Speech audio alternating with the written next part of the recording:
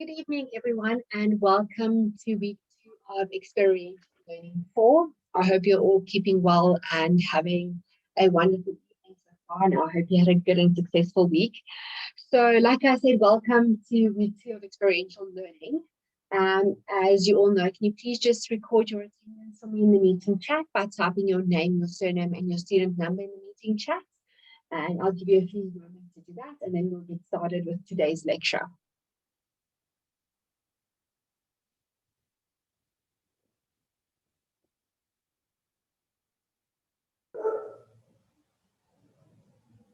Okay, wonderful. While everyone's busy recording their attendance, I just want to give you a run through of what we're going to be doing today, just so you know what today's lecture. As you all know, we only have about 30 to 40 minutes to conduct our lecture, so I won't be keeping you too long today. But just so that you know what we're going to be discussing today, just so that you know the rundown of today's lecture, we're going to be doing attendance that we're currently busy with. We'll then chat about the make sure that everyone's actually on the WhatsApp groups, that it's available to you. We'll look at the practicum information pack, and we'll chat about whether you have to work through the practicum information pack and whether you have any questions regarding the practicum information pack that you would like to ask. Then we'll look at the lecture slides for week 2 that has been shared with you on campus as well as on the WhatsApp group. We'll work through that. We'll also look at the core campus discussions that you were supposed to participate in this week. I have had a look and I have seen that no one has participated as yet. So please do make sure that you participate in the core campus discussion. We'll also look at what you need to prepare for next week's class. And then we will end off the class with just doing another Q&A just to make sure that everyone's on the same page and that we are all aware of what's going on. So first things first, hopefully everyone has joined WhatsApp group for Experiential Learning 4. As you all know, the WhatsApp group link is available to you but on Cole Campus, both for full-time or part-time students. So please note that obviously there are 2 groups of students. There's a full-time group of students as well as a part-time group of students. However, it's the same module with the same content, so nothing changes. Just inherently when the class takes place, you should change. But we have one class at the moment for both groups. So if you haven't joined the group, please reach out to me so I can add you to the group, or please feel free to join the group via the link that has been provided to you on Cole Campus. Please also note that the group is there for you to ask any questions. You do not necessarily have to email me if you have a question. If it's a short question, you're more than welcome to interact with me. It's there really for your convenience. So please do make use of it. Should you have any questions throughout the week, you don't necessarily have to wait until we have class once a week to ask the questions you have. When you have a question, please feel free to ask. The group is there and it's available to you for your convenience. So just so for everyone to know that, so we're all on the same page. Then last week we spoke about the practicum information pack, and I said to you that you should take your time to work through the practicum information pack. Can everyone just maybe indicate to me with a thumbs up whether they've actually worked through the practicum information, whether they have any specific questions regarding that specifically?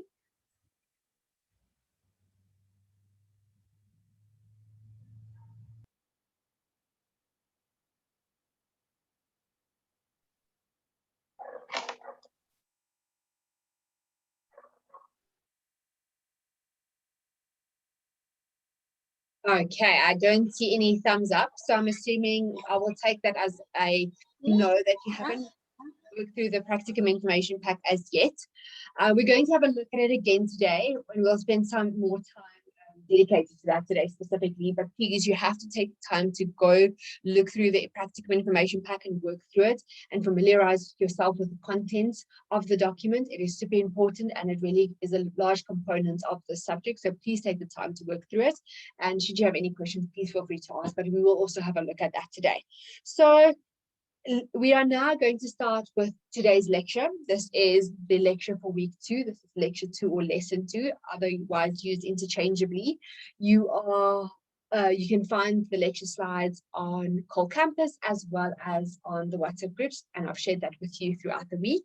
So let's have a look at the lecture slides. What I'm going to do is I'm just going to share my screen with you so we can have a look at the lecture slides and work through the lecture slides. So this is Experiential Learning 4 lesson 2, and the subject of today's lesson is preparing for the practicum part 1. So today we'll be doing preparing for the practicum part 1, and next week we'll be doing preparing for the practicum part 2. So these 2 lectures inherently linked to one another, but have inherently different focuses. So let's have a look at what is the content of today's lesson. I hope that you've taken the time to go through it prior, so that you are familiar with the content of today's lecture specifically. So what are the lessons objectives for this lecture? At the end of the session, you should be able to understand the appropriate mechanisms for arranging a practical placement. So you need to understand at which company you can actually do a practicum placement, and when you should do this, and for the duration of the practicum, for how long you should be working at this organization. And we'll chat about that more as we go along. You should also understand the expectations of a student intern at an individual versus the organization. Remember, you're merely job shadowing. It is not a paid internship that you are doing. You need to understand the importance of first impressions and having the right attitude when entering an organization. And today our lecture is very much dedicated towards how do we create a good first impression. And you will all know that when you meet someone, in the first 10 seconds of meeting someone, you've already decided whether you like this person or whether you don't like this person. So first impressions are super important, and we're definitely going to be looking at how to create a good first impression and what aids in creating a good first impression. We'll also be looking at the research potential hosts to form preliminary understanding of the personnel culture and structure and the workflow of a general business. So yeah, you need to start thinking of which organization you would like to do your practicum at. We'll look at how do you rearrange a practicum placement, and looking at making the necessary practical and logistical arrangements for you to do the practicum. Remember, it's important to note that you're going to do this practicum whilst you are still studying. So it might be important to see if you can maybe do it over the weekend, or maybe during a break, or if you can do it maybe half day and you can still work your lectures around that. It's important that you understand that you need to be able to arrange your studies and your work life accordingly and really find balance. Otherwise, the one will supersede the other. So let's have a look at the practicum information. And like I said to you last week, you're required to complete an 80-hour, which is inherently 2 working weeks, practicum or practical workplace learnership, otherwise known as a practicum. And this forms part of the work integrated learning module, which is otherwise known as experiential learning. If you do not complete these 80 hours, you'll be penalized for your experiential learning for formative assessment 2, and you'll have to apply for supplementary assessment. So please note, in order to pass this module, you have to do the 80 hours practicum. If you do not do it, you will not be able to pass this module. So it is super important that you note the importance thereof. Okay, Michelle, I see your hand is raised. I'm going to go through the lecture, and then I'll just jot down your questions. And as soon as I'm done with the lecture, I'll get back to you and I'll give you a chance to ask you the questions you might have. So what is the purpose of the practicum workplace? The purpose there is to really develop real world job training experience prior to graduating. So it really gives you the opportunities to do some on-the-job training, and it is actually some job experience that you are going to acquire while studying that you can definitely put on your CV. So it is a great opportunity for you to upskill yourself, maybe obviously network as well in the industry you would like to go into, and see that with the industry you envision is really what it is. Because many people might think, oh, I want to be a radio presenter one day, and they work in radio and really decide after 6 months it's really not what they want. So it really gives you an eye-opener to the industry that you would like to work in, to see, is this really what I want to do for the rest of my life? Or maybe I need to reevaluate, or no, this is exactly what I want to do, and this is amazing, and I would like to add this to my CV and obviously explore this in the future. Many students actually get job opportunities from their practicums when they often perform very well during their practicum placement. The company will often actually offer them a job. This is not necessarily always going to happen, but it might happen if you're very lucky. And it happens to quite a large number of students.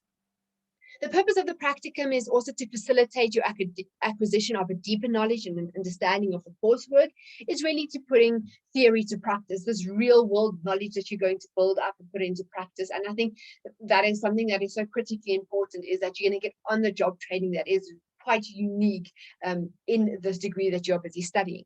It will also enhance links with professions, businesses, and public sector organizations in the media industry. So it ultimately is a fantastic networking opportunity. And that is something that is inherently invaluable in your professional career, is building up a network of acquaintances and people that you can network with to expand your skills and grow your career. So you will be assessed by your practical workplace learning practicum supervisor on two broad dimensions. Firstly, your work skills and your competence, and your conduct and attitude. And those are super important things. So firstly, when we're looking at work skills and competence, your supervisor at the organization will have to obviously assess you on whether you have a good understanding of the work and the task that they've given to you within the given context. Do you have the technical skills that is appropriate for the task at hand? And are you able to meet deadlines and manage and do time management dedicated to your task? Those are all skills that you've already acquired while studying. So you're ultimately going to use skills that you already have and just apply them to the workplace.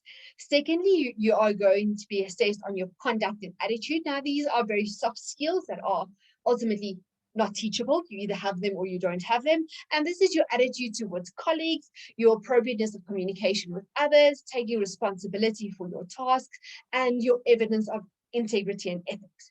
And you've already probably worked on your attitude with other class members, with lecturers.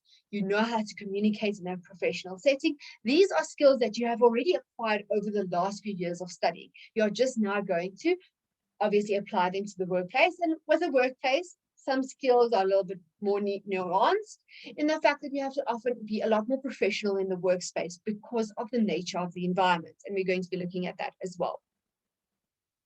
So what are the guidelines for the practical workplace learning, otherwise known as the practicum? Students must complete an 80 hours work integrated learning in the form of a practicum. Like I said, if you do not complete the 80 hours, you will be penalized accordingly. And therefore, students are required to seek a practicum workplace learnership practicum within the media industry, except for promotional work. You cannot do promotional work, and promotional work does not count for the practicum. So either you need to go work in a media organization, or you can go work in any other organization in their media department. So for example, if you want to work in a media organization, you can maybe go work for ENCA or the SABC or News 24 or any local radio station or local newspaper would also suffice. Or on the other hand, you can go work for a corporate company that is not necessarily in the media field, but they have a social media department and a marketing department. As long as you are then placed in the marketing or social media department, that will also suffice. So keep this in mind when you are looking for a practicum placement. It is also important that you look for practicum placement that is close to where you stay, so that you do not necessarily have to travel far and incur extra costs. So that is all the things you really need to keep in mind here.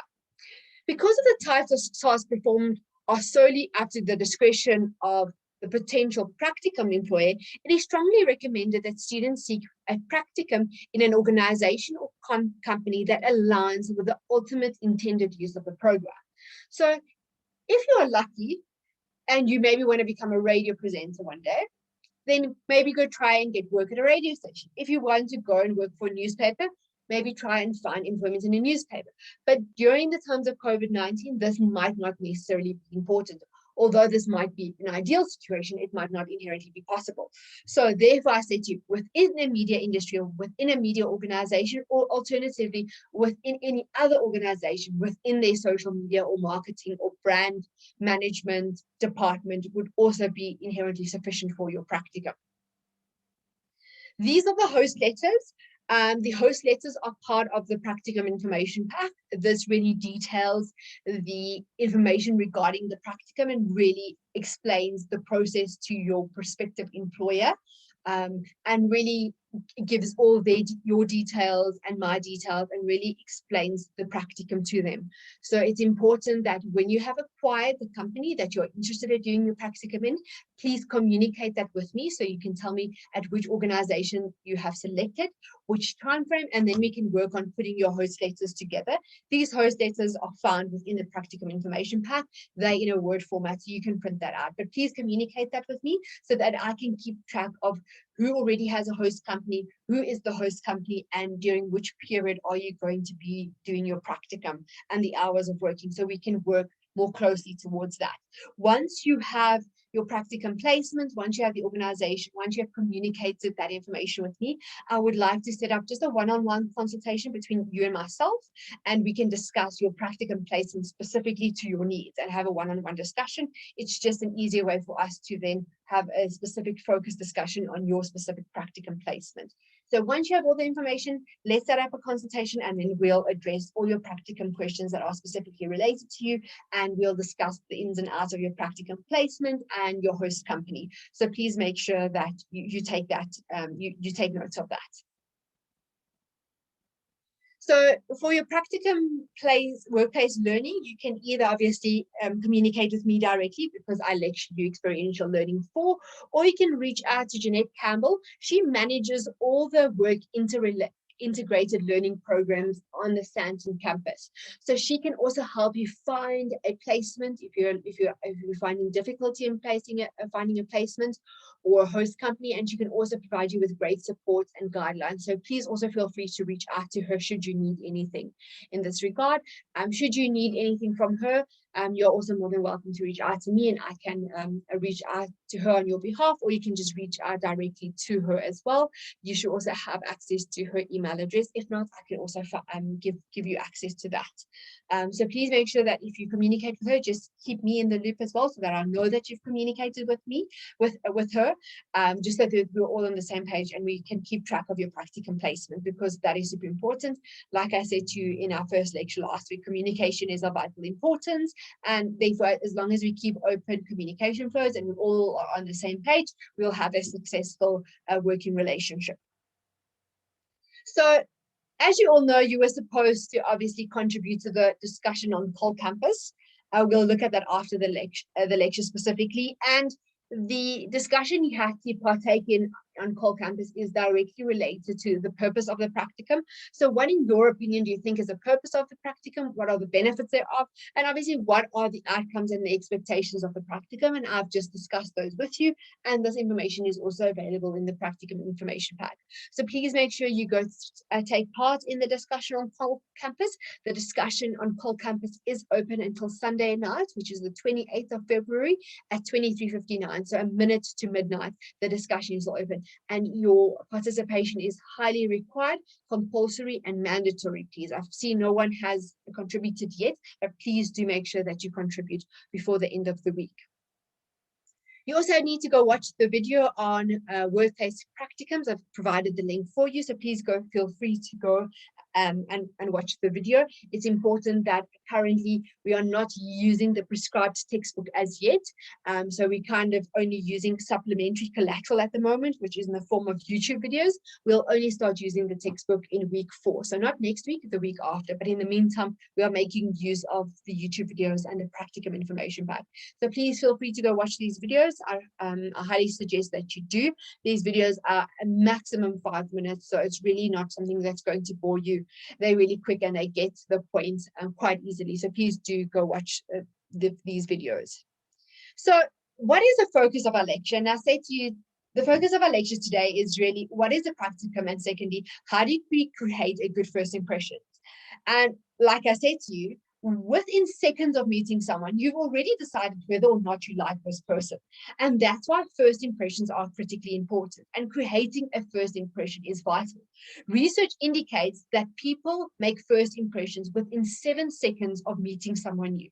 So within 7 seconds of meeting someone new, you've already decided, do you like this person or don't you like this person? And you've already have a rough idea of the type of person they are, just by their body language, their persona, the way they've greeted you, maybe the way that they've dressed.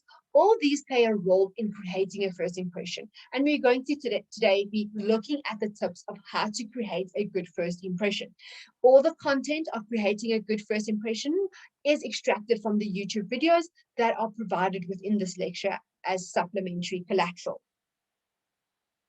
So how do we create a good first impression? And what are the tips, 7 tips on how to make a good first impression?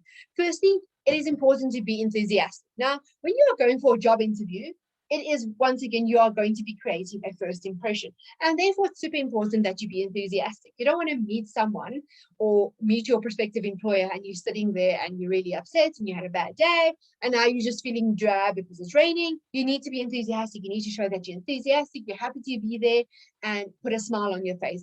It speaks a lot. Secondly, you should be able to show respect. So introduce yourself, shake that person's hand. Obviously, formal tone and register is of critical importance. You're not going to be like, hey, yeah, what's up? You're going to be, hi there, I'm Charlene Barnard. Nice to meet you. Very much a formal handshake. Obviously, in COVID, we're not doing the formal handshake, but you still need to address someone in a formal manner and be respectful. Thirdly, be open to other person's views. So if you're in an interview and someone might not inherently agree with what you're saying, you don't necessarily have to agree with that person, but be open to a different view.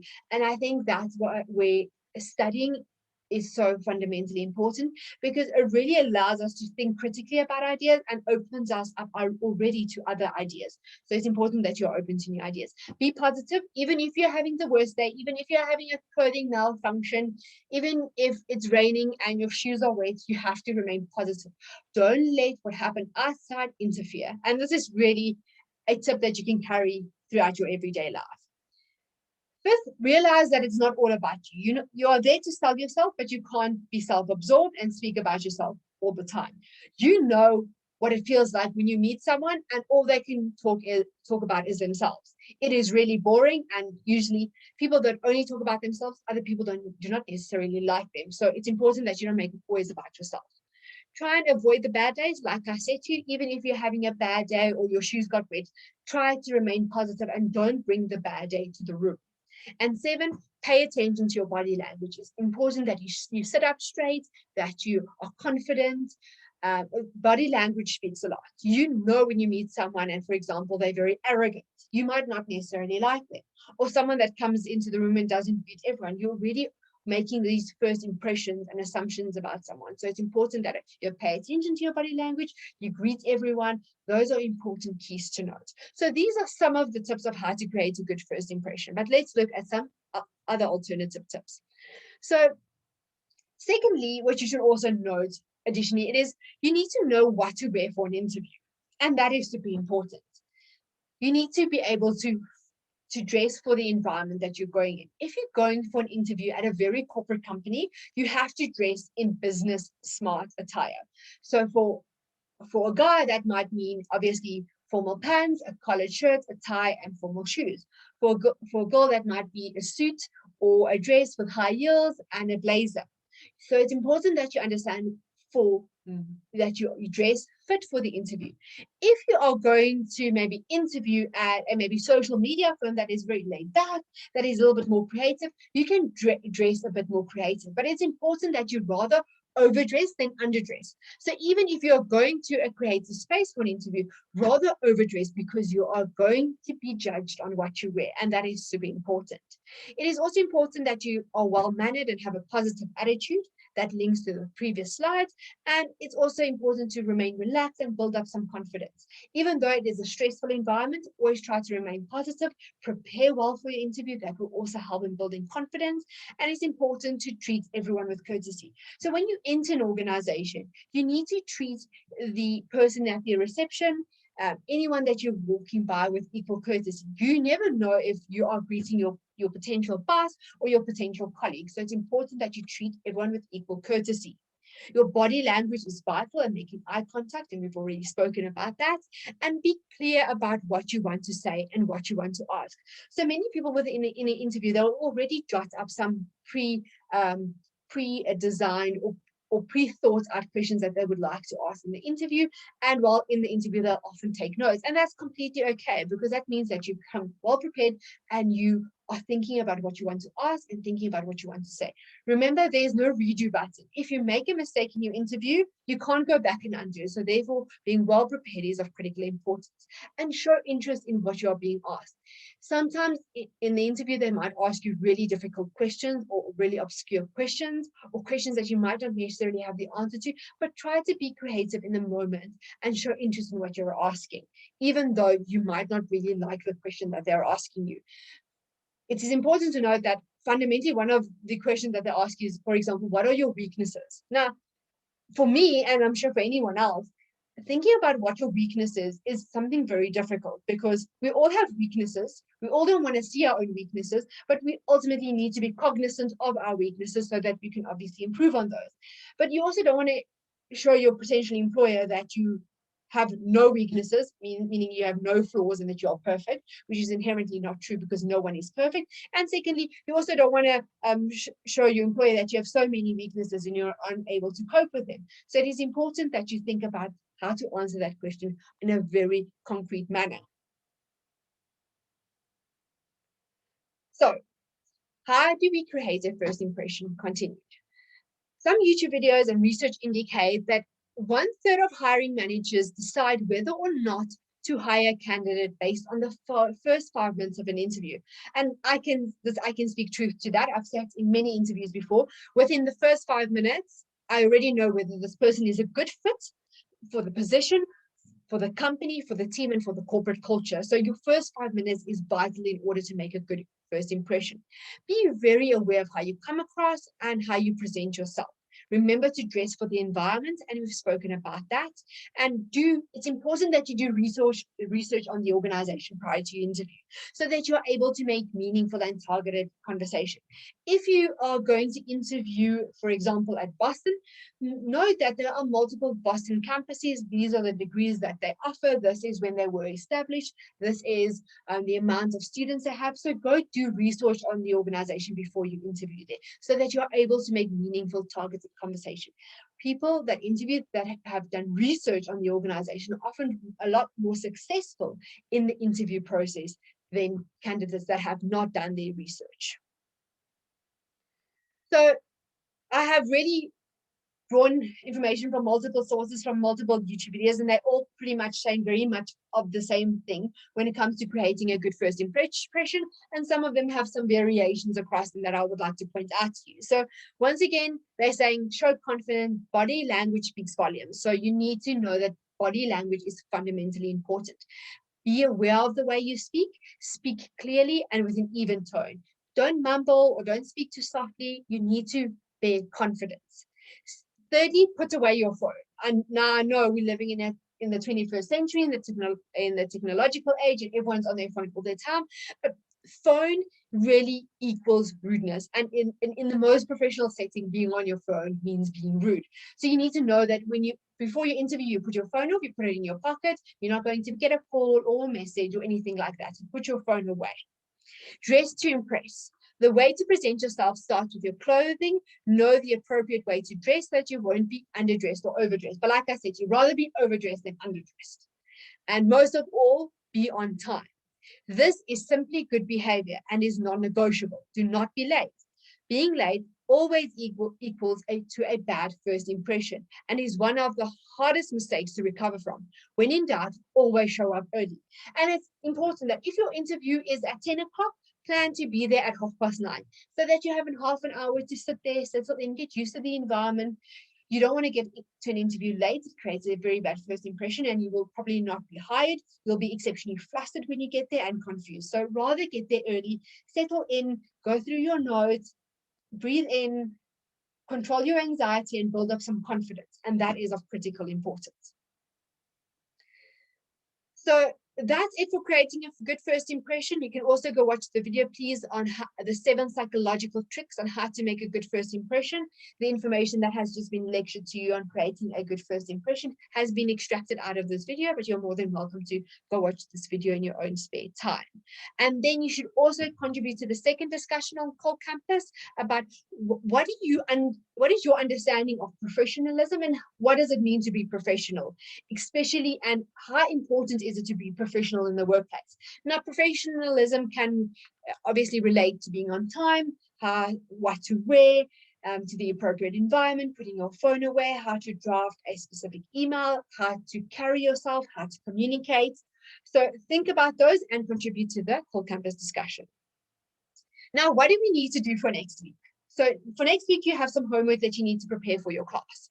So in our next lesson, we're going to be doing a reflection activity on the process to date and how this prepares you for the practicum, because ultimately creating a good first impression is important when you are seeking a practicum placement. We're going to be covering all the aspects to be considered in a job interview next week. And what you need to do for next week, you need to go and prepare your CV. And prior to class, you need to email me your CV, and we're going to have a look at your CV. And we're going to be look at where can we improve on your CV. So this is your homework for next week. Everyone needs to go prepare for their CV. Next week in class, we're specifically going to be looking at how to draw up a professional CV, but you are going to do the head work to start off with. Now I'm going to show you. There are many templates on the internet available on how to draw a CV, and there are templates available on Word as well. And I'll share those with you now, just so that you can have a look at. So I'm going to quickly share my screen with you.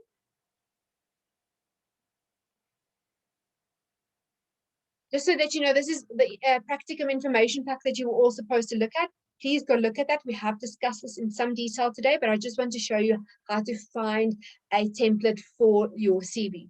So when you open Word, I'm just going to do it from here. You'll see there are many templates available. So you can just, in your templates, you can search CV, and thousands of CV templates will come up that you can then choose from. All the spacing has been created for you. You can just input your information. You can add a professional photo of yourself.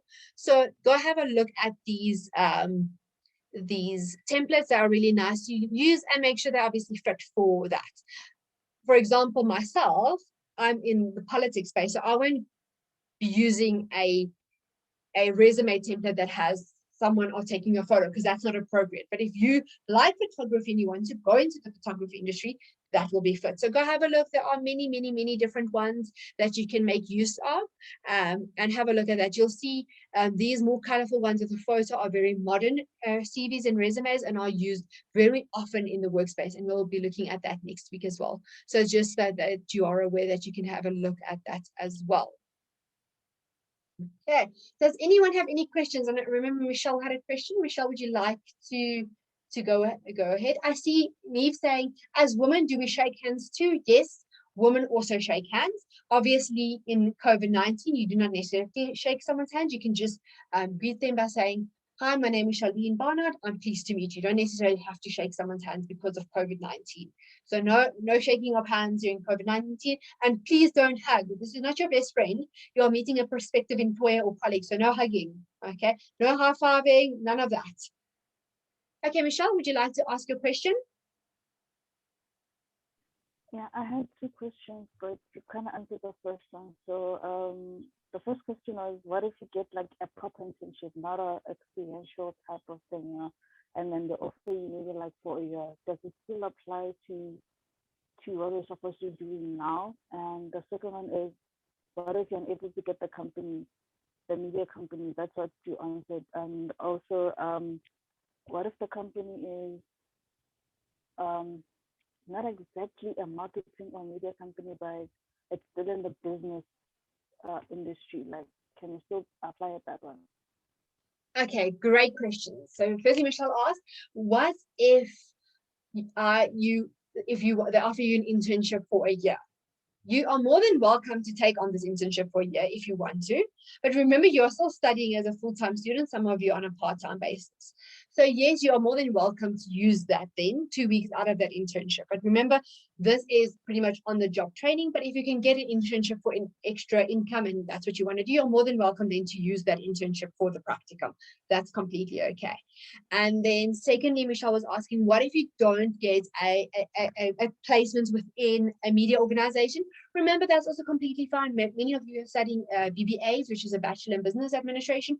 So if you can find an internship within a business and a very business orientated organization, and it speaks to their skills or the job that you would like to do one day, that would absolutely still be 100% perfect. Week to search for the company. Yes, I would advise that you start as early as you possibly can. So even tonight, start looking for a practicum placement and start doing research of some of the organizations. So the sooner, the better. Okay. Next question. I saw that most companies offer like internships whereby most cases they want like fourth year students, you know, the final year students, where after maybe possibly they could offer them like a proper work contract, you know, like they accommodate the fact that we're still in school. Okay, and that's exactly what this is. Remember, don't search internship, because internships can be paid and unpaid. You're pretty much looking for a workplace, a placement, and that is otherwise known as a practicum. So although in big terms we speak of it as an internship, don't go to an organization saying you're looking for an internship. You're looking for a workplace placement, that in order to get credits, in order to pass your module. Remember that. And what I just want to note to you guys, if you see any organization looking for internships, or you're working at an organization that would like more students and more interns or students, please share information as wide as you possibly can. We are here to help each other. If I see anything my way, I'll also share that with you. So let's all help each other in the space that we're in. Okay, who would like to also answer a question?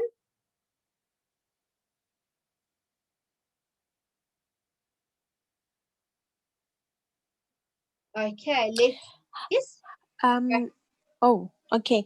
Hi, thanks. I just wanted to ask then, what if you are already working 9 to 5, Monday to Friday, but you are working in a media company, then how are we going to find time to juggle the two?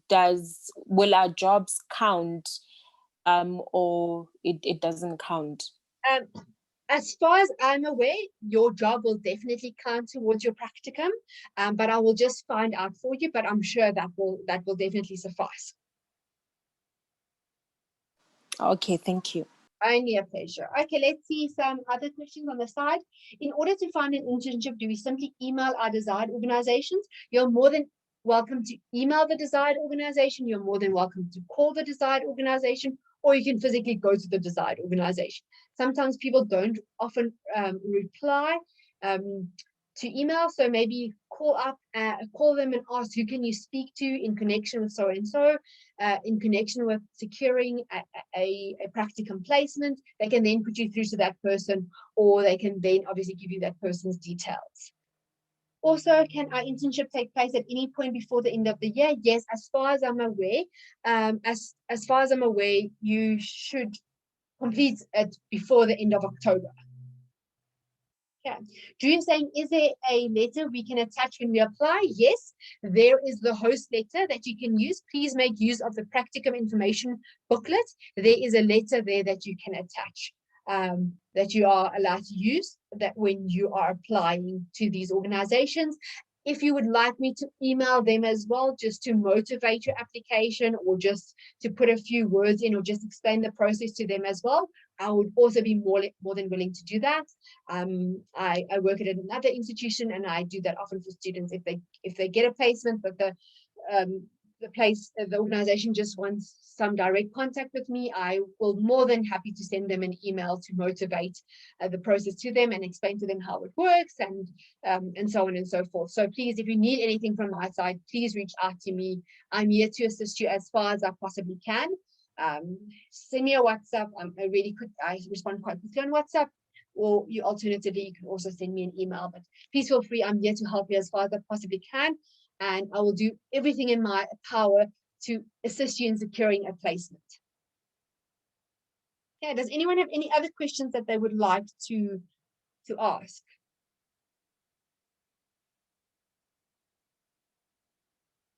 Okay, I see Judy on the side said I must please add her to the WhatsApp group chat. I'll be sure to add her afterwards.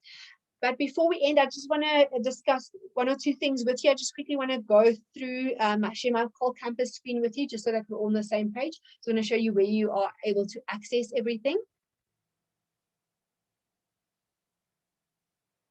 So at the moment, you are looking at the experiential learning for core campus page. This is where you will find everything related to the module. So just a few things that you need to note specifically. So please take note. If you go under discussions, this is where I directly communicate with you. So if you want anything related to what I've shared with you, please go under discussion. You will see the WhatsApp group link is there for both the full-time group and the part-time group. So you're able to access the group link there. The Zoom lecture recording of last week's class is also available there. I've also indicated lessons 2's link for you, which is this week's link. And I will, after class, also upload the Zoom lecture recording for today's lecture for you. And there's also the lecture 2 discussion. This is the discussion you need to take part in and participate in, please. You'll see the 2 questions that came out in the lecture. I'll put them under one. So please make sure that when you respond, you answer both those questions. It doesn't have to be a long, detailed response. You can merely write 4 to 5 sentences for each question. Please make sure that you contribute to the discussion before Sunday midnight. That's when the discussion closes. As you can see, no one has responded as yet. So please do make sure that you contribute to the discussion. So that's what you need to do. You need to contribute to the discussion. Next week, I will upload another discussion for week 3. So please do make sure that you are on the lookout for that. Also, you need to prepare your CV for next week's class. And you need to email it to me beforehand. I'm going to look at your CVs and we're going to chat about how to make your CV amazing and where to focus on. I won't focus on anyone's CV specifically. I'll look at all the CVs and then extract examples out of that. So please don't fear that your CV is going to be made use of as an example in class. I'm going to have a look at all of them together and just extract some general examples out of that. So you need to do your discussion and you need to prepare your CV for next week's class, and you need to be on the lookout for discussion for lecture 3, which will be uploaded on Monday. So please take note of that. Then when we go to modules, please note that the subject outline has been uploaded and brief 1 has already been uploaded for you. So you can already start looking at brief 1, which is formative assessment 1. I will only be discussing formative assessment 1 with you during the week of the 23rd of March. So, but you're more than welcome to have a look at that. And you can start working on that if you really want to. You can also have a look at the due dates for that. Then for week 1, the roadmap was there, lesson 1 was there, and the practicum information pack was there. Please make sure that you familiarize yourself with the practicum information pack. This week we did week 2, which is the roadmap, as well as the lecture slides that I've just covered with you. And then the lecture slides for next week is also already uploaded for you. If you, whilst you're doing your CV, you are more than welcome to look at lesson 3 lecture slides, because lesson 3 is specifically dedicated to how to draft the CV. So if you want any pointers, please feel free to go look at that lecture so long to see some of the pointers that I've indicated there for you. Okay, does anyone have any questions before we end off our discussion for today? Just for everyone that joined a little bit late, just please make sure that you attend, you log your attendance in the meeting chat for me by typing your name, your surname, and your student number in the meeting chat. If you have already done so, great. But if not, please make sure that you do so.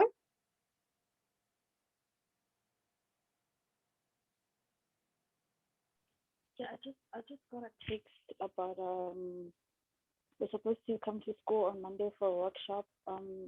Is it in connection to the practicum, or is it about something else? Okay, so you're going to have a workshop on Monday. It's not this week Monday, it's only the Monday thereafter, right? Let me just give you the date for that. It's on the 8th of March. So you're having a workshop on the 8th of March. I'm going to type it here for you in the meeting chat, which is a Monday. You're going to have your workshop. In that, it's a 2-hour workshop. It's going to be from 12:30 until 2:30. Please come to the workshop. We're going to be discussing everything that we've already discussed in these past few weeks, as well as answering any questions you have. We'll discuss the practicum in depth. You'll get a chance to meet me. I will get a chance to meet you. Some face-to-face interaction will be nice. So please do come for the workshop. It will be really great. it really gives us the opportunity to meet each other. We'll recap all the work that we've done so far. We'll chat about the practicum. We'll once again have a look at CVs and chat about the process more in depth, because it gives us a nice 2-hour session with one another. Okay, but I will be sure to remind you of the workshop next week. What time is a part-time students workshop? I saw an email just went out now regarding the part-time student workshops. Let me just get that email for you, then I can tell you exactly what it indicated. So I am communicating the correct information with you. Apparently, part-time students, as far as I'm aware, will be asked whether they want to do the practicum. Okay, so I just want to have a look here specifically.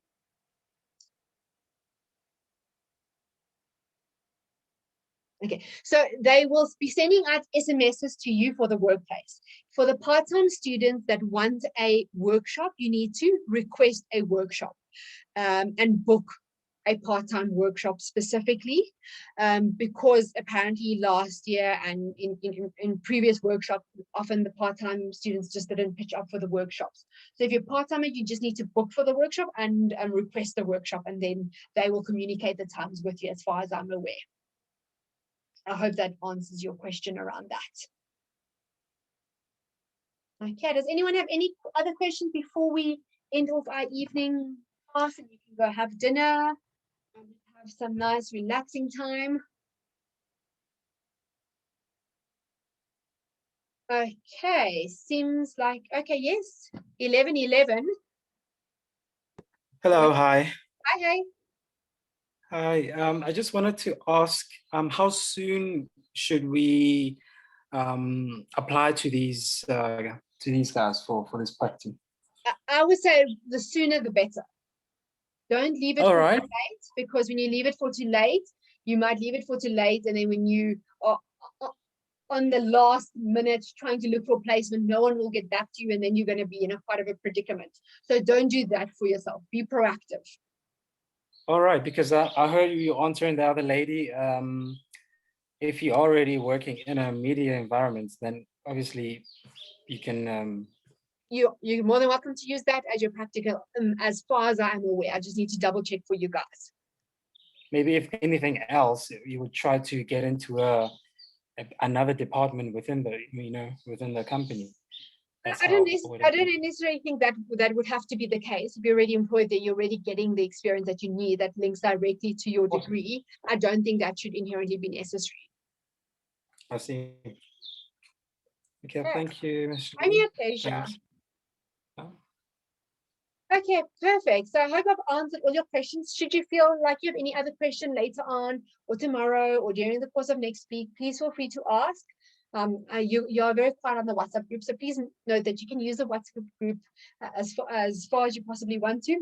It is there for your convenience, so please do make use of it if you want to know anything, especially if it's a nice quick question. It's always nice to get a quick feedback.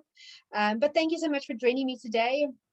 Thank you so much for taking this time out of your evening to spend time with me. I would like to thank you for your attendance, and I hope you have a wonderful evening and a wonderful rest of your week. And then I'll chat to you guys again next week.